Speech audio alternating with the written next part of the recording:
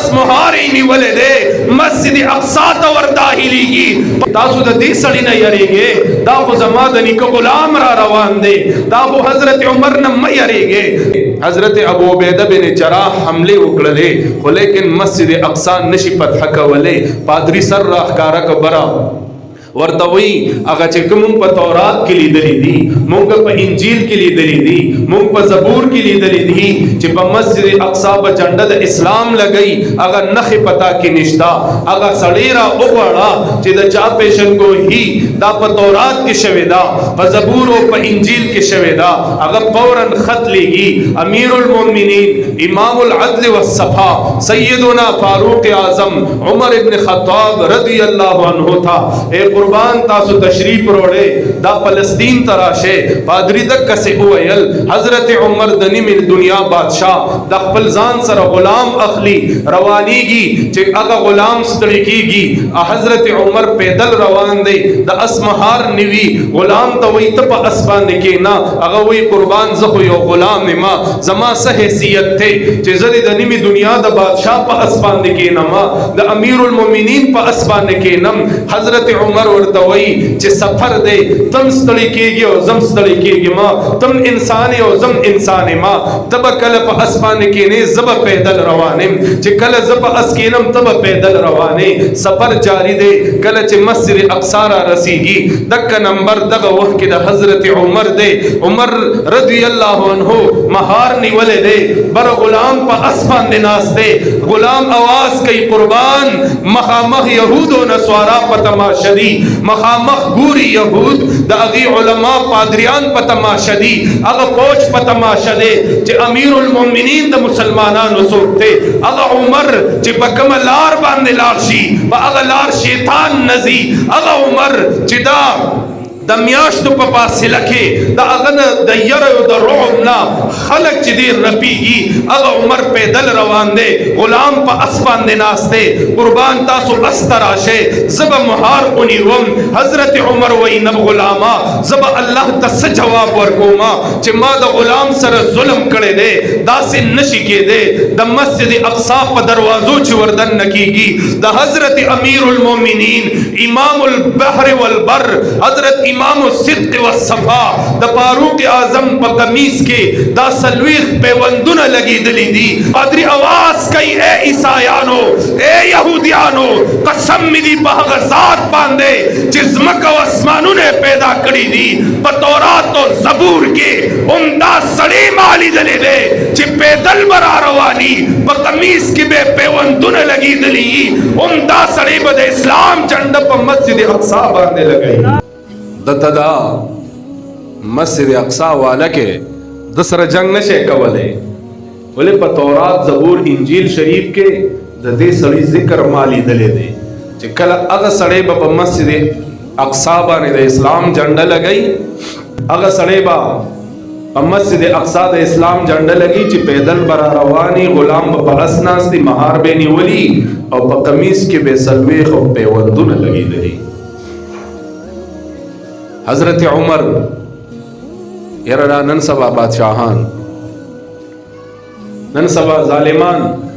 حضرت عمر بناستو په خپل دارالخلافه کې دارالخلافه څنګه وا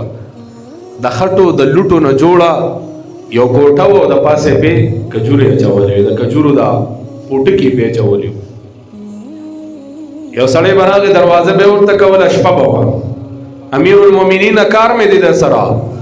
حضرت عمر د سیاست بادشاہ به ویلې اے سړیا ما سره د خپل ذاتی کار دی او کنه د حکومت کار دی را سره هغه به ویلې قربان تا سره می سرکاري معاملې ده حکومتي کار مې دی سره خرازا امیز باندې دو چراغان پراته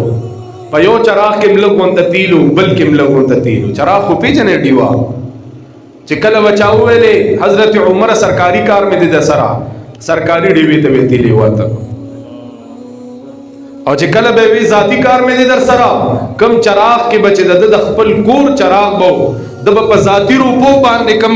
تیل اغستیو هغه چراغ ته ویتی دیو هغه عمر به خدای نه بخي ها اوس چراغ سشي او په چراغ کې څومره تیل لازم دومره دی وای کنه وی عمر تا سره مې سرکاري کار دی. یو چراغ داسې و چې په هغې کې سرکاري تیل پراته و، بل چراغ داسې و چې په هغې کې د خپل جیب نه اغستلې تیل پراته و، په خپل جیب په روپو یې اغستې و. چا به وي خپل ذاتي کار مې د خپل ډیوه به ولګول. هغه عمر چې په کومه لار به لاړو په هغه لار به شیطان نه ته چې کم ځای کې ماشومانو حضرت عمر ولیدو منډې به وهلې، تخت حضرت عمر راغی. یو ورځ د حضور امام الانبیاء علیه السلام د زړه ټوټه د حضور امام الانبیاء علیه السلام مثل او مثال په شکل او صورت کې حضرت سیدنا شہید کربلا امام الشهدا سیدنا امام حسین رضی اللہ عنہ معصوم دے د خپل ملګرو سره لوبي کوي، مخامخ حضرت عمر را روان دي. ماشومانو منډې کړلې او حضرت امام حسین وایي اے بچو اے ماشومانو چرته منډې وهې راځئ لوبې کوو. ماشومان ورته وایي نه کنه نشو کولی، ولې مخامخ حضرت عمر را روان دی. حضرت عمر چې په کومه لار باندې لاړ شي هغه لار نه ماشومان تښتي، هغه لار نه ځوانان سړته کېږي، هغه لار نه شیطانان سړته کېږي. مخامخ حضرت عمر را روان دی. حضرت امام حسین پاسېده اے وړو راځئ قسم بالله مالی دلی دی چې دی به زما د نیکه په خپو کې ناستو، دی به زما د اباجان په خپو کې ناستو، د ده نه مه یېرېږئ. حضرت عمر را منډې کړې، امام حسین یې غېږ ته اوچت کړ. بچیه تا څه وویلې بیا ووایه. ما دا وویلې چې ته زما د نیکه غلام یې. وی بیا ووایه. وی ما وویلې چې ته زما د نیکه غلام یې.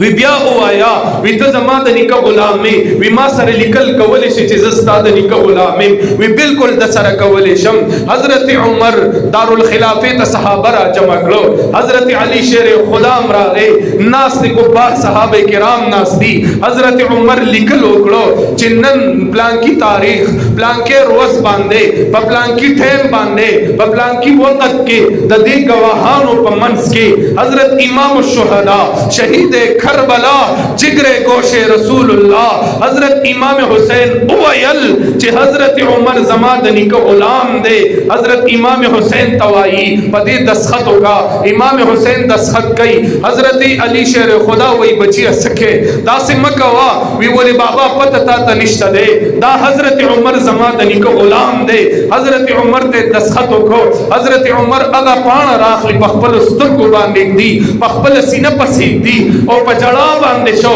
خلقو ته وای اے خلقو وره عمر هغه بادشاہ دی چې په مسجد اقصی د اسلام جنډا لګولې دا. عمر هغه بادشاہ دی چې هغه بادشاہ سربا دا د خور ډیره سر تکي خودلو. عمر هغه بادشاہ دی چې په قمیص کې سلويخ پیوندونه لګېدلې دي.